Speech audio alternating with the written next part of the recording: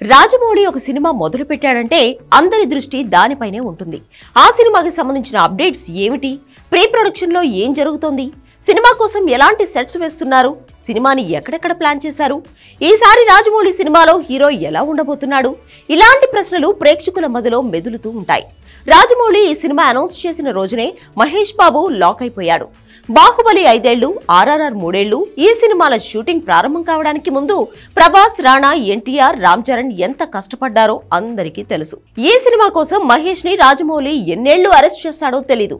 అయితే షూటింగ్ ప్రారంభానికి ముందే రాజమౌళి కొన్ని నెలల పాటు వర్క్ షాప్స్ నిర్వహిస్తాడన్న విషయం తెలిసిందే.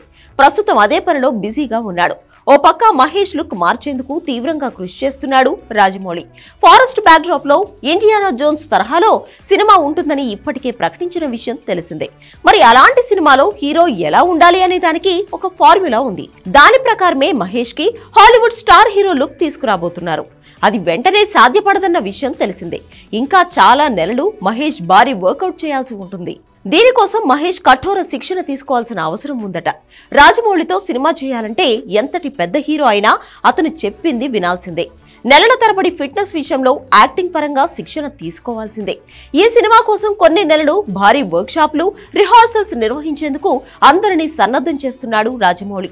ఇందులో ఆర్టిస్టులతో పాటు యూనిట్లోని అందరూ పాల్గొంటారు.